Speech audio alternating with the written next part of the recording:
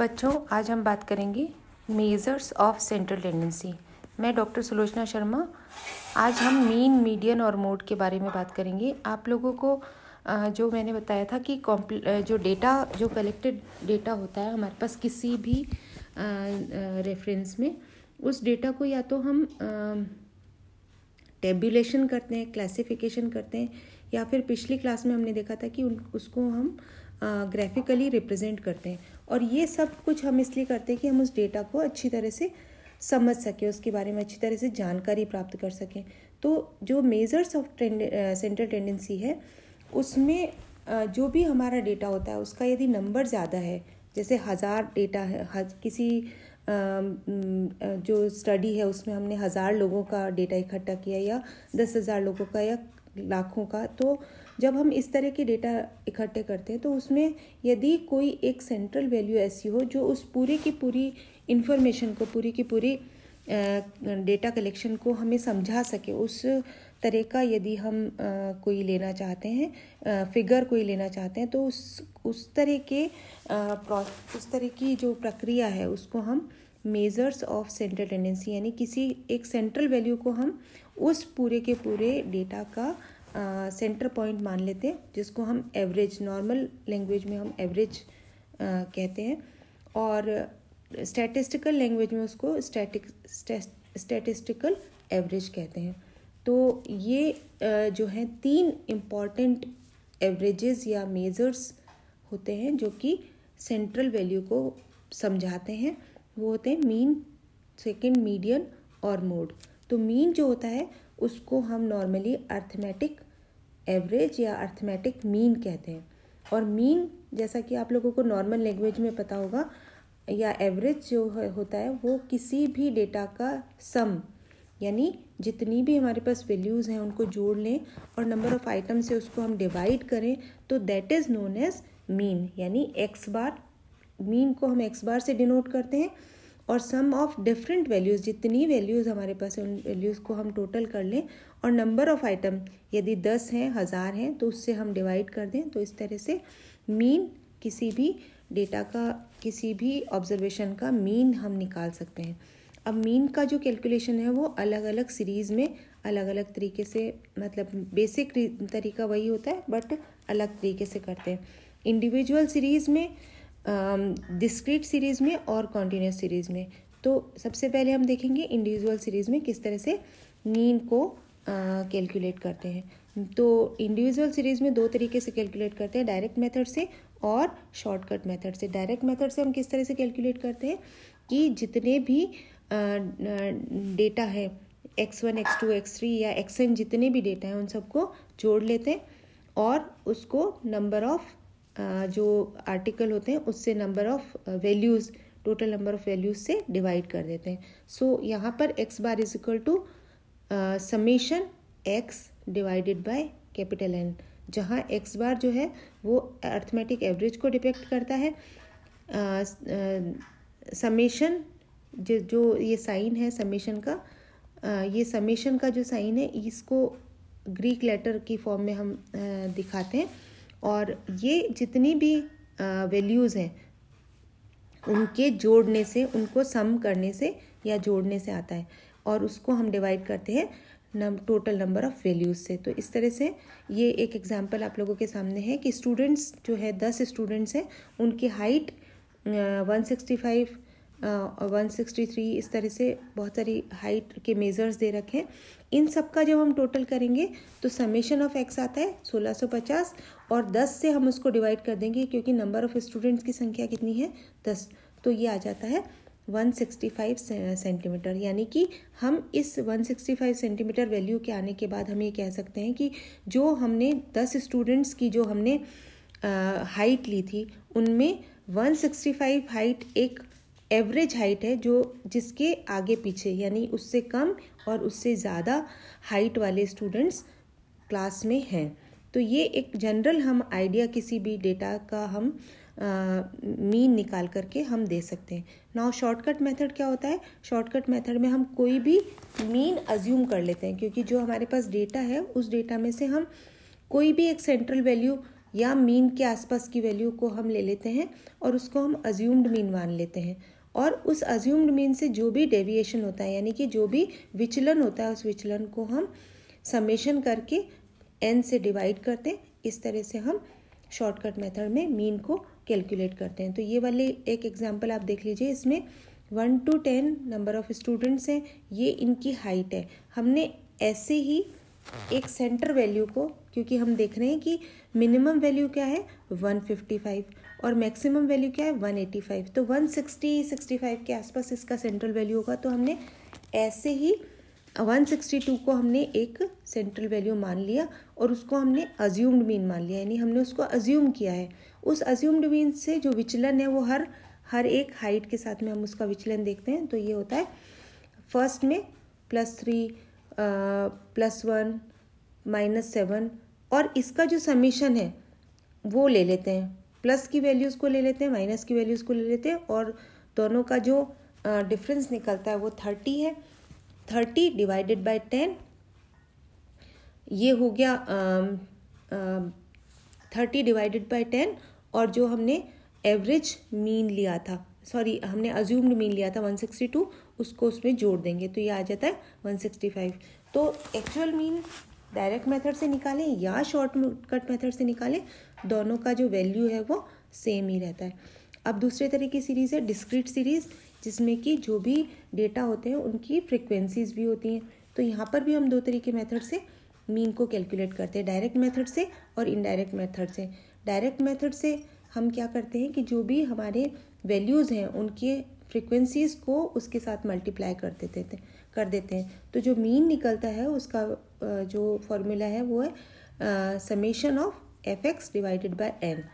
fx यानी कि हर एक वैल्यू का उसके फ्रीक्वेंसी के साथ में मल्टीप्लिकेशन और उसका समेशन। तो इसको हम इस तरह से देखें कि ये हमने जो हमारे पास 10 स्टूडेंट्स का हाइट का डेटा था उसी को हमने इस तरह से कर लिया कि फ्रीक्वेंसी उसकी कितनी है। जैसे 159 की फ्रीक्वेंसी नंबर ऑफ़ स्टूडेंट्स की 1 है, तो कुछ 360 स्टूडेंट्स की हमने यहाँ पर ली है, और इन 360 स्टूडेंट्स में से 159 की 1 है। इस तरह से सारे डेटा है और उनकी फ्रीक्वेंसीज है, यानी कि एक हाइट यदि 159 है तो उसके नंबर ऑफ़ स्टूडेंट्स कितने हैं वो उसकी फ्रीक्वेंसी हो गई। तो इस तरह से हमने एक नई टेबल बना करके x यानी कि वैल्यूज़ और उसकी फ्रीक्वेंसीज दूसरे कॉलम में लिख ली, और थर्ड कॉलम हमने fx यानी f मल्टीप्लाइड बाई x हर बार इस तरह से हमने करके देखा। तो इसका जो समेशन आया वो आया 60,414, और इसको हमने किससे डिवाइड किया, n से डिवाइड किया, तो यहाँ पर हमारा मीन हाइट आ गया। तो अब ये जो मीन हाइट है ये जितने स्टूडेंट्स थे यानी कि 360 स्टूडेंट्स में से जो स्टूडेंट्स थे उनकी एवरेज हाइट जो है वो 167.82 यानी कि आप 168 मान लीजिए, 168 सेंटीमीटर के या तो कम है या तो उससे ज़्यादा है। तो ये वैल्यू जो है वो सेंट्रल वैल्यू है। दूसरा तरीका है शॉर्टकट मेथड का, जिसमें हम शॉर्टकट मेथड में हम जैसे हमने इंडिविजुअल सीरीज़ में लिया था उसी तरीके से हम यहाँ पर भी शॉर्टकट मेथड में एक अज्यूम्ड मीन ले लेते हैं। तो ये जो हमारे पास डेटा है उसका हमने अज्यूम्ड मीन कुछ 167 ले लिया हमने, क्योंकि जो डेटा है वो कहाँ पर सेंटर कर रहा है ये आप देखिए। ये वैल्यूज़ जो आप देख रहे हैं इसमें 167 और 169 के जो नंबर ऑफ़ स्टूडेंट्स है वो सबसे ज़्यादा है। तो हम इसी वैल्यू को हम सेंट्रल वैल्यू मानते हुए हम एक अज्यूम्ड मीन 167 मान लेते हैं। और यहाँ पर अब जो फॉर्मूला है वो है x बार यानी कि mean is equal to assumed mean plus summation of f dx divided by n। तो यहाँ पर इन चीज़ों को मैं थोड़ा सा क्लियर कर दूँ आप लोगों को। यहाँ f dx a assumed mean हो गया, f dx का मतलब है जो हमने अज्यूम्ड मीन लिया है उसका जो है फ्रीक्वेंसी से कितना मतलब डेविएशन है वो हम अज्यूम्ड मीन के साथ में देखेंगे और उसको फ्रीक्वेंसी से मल्टीप्लाई करेंगे। तो यहाँ पर हमारे पास summation of f d x आ जाएगा, और यहाँ पर n जो है वो टोटल नंबर ऑफ फ्रिक्वेंसीज है, इसलिए इसको हम समेशन एफ बी कह सकते हैं। तो यहाँ पर इस फॉर्मूले में आप देख रहे हैं a plus summation f d x divided by n और समेशन एफ। तो यहाँ पर हमने जो स्टूडेंट्स हैं उनकी हाइट एक तरफ लिख ली, वो एक्स है क्योंकि वो वैल्यूज़ हैं, और फ्रीक्वेंसी स्टूडेंट्स की हमने सेकंड कॉलम में लिख ली। थर्ड कॉलम में हम ये डेविएशन ले लेंगे, जैसे कि हमने 167 यदि हमने अज्यूम्ड मीन लिया है तो डेविएशन कितना हो गया 159 माइनस 167 इज़ -8, 161 माइनस 167 इज़ -6। इस तरह से हमने आगे की वैल्यूज़ में भी डेविएशन ले लिया। अब इस डेविएशन के साथ में f को मल्टीप्लाई करना है, तो यहाँ पर हमने फोर्थ कॉलम में हमने एफ डी एक्स ले लिया। तो ये फोर्थ कॉलम में एफ डी एक्स आकर के और उसका जो समेशन है वो प्लस और माइनस वैल्यूज़ दोनों का जो डिफरेंस होगा वो होगा 294। ये 294 हम फॉर्मूले में रखेंगे डिवाइडेड बाय 360, बिकॉज n क्या है 360, और उसको हम प्लस कर देंगे 167 जो कि हमने अज्यूम्ड मीन लिया था। तो इस तरह से यहाँ पर जो मीन निकल रहा है शॉर्टकट मेथड से वो 167.82 सेंटीमीटर निकल रहा है। नाउ थर्ड जो सीरीज़ होती है वो होती है कॉन्टीन्यूस सीरीज़। कॉन्टीन्यूस सीरीज़ में हम तीन तरीके से मीन को कैलकुलेट करते हैं, डायरेक्ट मेथड से, शॉर्टकट मेथड से और स्टेप डेविएशन मेथड से। डायरेक्ट मेथड से यहाँ पर जो तरीका है वो बिल्कुल सेम वैसा ही है जैसा कि डिस्क्रीट सीरीज़ में है, केवल यहाँ होगा कि जो स्टूडेंट जो वैल्यूज़ हैं उनको हम ग्रुप्स जो होते हैं कंटिन्यूस सीरीज़ की जो क्लासेस होती हैं उनका जो सेंटर पॉइंट होता है उसको हम x मानेंगे। तो यहाँ पर जैसे हमने ये एग्जांपल यहाँ पर है, इसमें 0/10 क्लास है, 10 to 20 क्लास है, 20 to 30 number of students they रखे हैं। तो यहाँ पर x क्या होगा 0 + 10 डिवाइडेड बाय 2 0 + 20 डिवाइडेड 0 + 10 का मिड पॉइंट 2, 10 to 20 का मिड पॉइंट 15, 20 to 30 का मिड पॉइंट 25। इस तरह से मिड पॉइंट्स को हमने x माना हुआ है। f जो है वो नंबर ऑफ स्टूडेंट्स है, और सेकंड जो थर्ड कॉलम है उसमें हम fx ले लेंगे, यानी कि mid point multiplied by f frequency. तो इसका समेशन fx जो है वो आ जाएगा 1430। तो यहाँ पर हमने 1430 सिग्मा fx रखा डिवाइडेड बाय n यानी 60, और यहाँ पर इसका जो मीन आया वो है 23.83। अब यहाँ पर शॉर्टकट मेथड जो होगा उस शॉर्टकट मेथड में भी हम बिल्कुल पुराने तरीके से डिस्क्रीट सीरीज़ और इंडिविजुअल सीरीज़ की तरह हम कोई एक अज्यूम्ड मीन लेंगे और उसका डेविएशन निकालेंगे। तो यहाँ पर अज्यूम्ड मीन का डेविएशन निकालने के बाद में फिर हम उसको फ्रीक्वेंसी से मल्टीप्लाई करेंगे, फिर summation of frequency and deviation जो है उन दोनों को के मल्टीप्लिकेशन का जो समेशन है उसको फॉर्मूला में रख करके और n से डिवाइड करेंगे और a यानी कि अज्यूम्ड मीन को उसके साथ में जोड़ देंगे। तो ये शॉर्टकट मेथड से हमने x ले लिया, मिड पॉइंट ले लिया, फ्रीक्वेंसी ले ली और डेविएशन निकाला। डेविएशन किस तरह से निकाला x - a हमने क्या लिया है, अज्यूम्ड मीन हमने 25 ले लिया, क्योंकि 25 सेंट्रली प्लेस्ड वैल्यू है। आप देख रहे हैं 5 वैल्यूज़ हैं और उसमें सेंटर की वैल्यू क्या है 25। तो 25 को हमने ले लिया और उससे हमने डेविएशन निकाला, तो -20 -10 इस तरह से करके आया। तो इसको फिर हमने f से मल्टीप्लाई कर दिया और f से मल्टीप्लिकेशन में प्लस और माइनस की जो वैल्यूज़ होती हैं उनका डिफरेंस निकाल करके -70 यहाँ आया।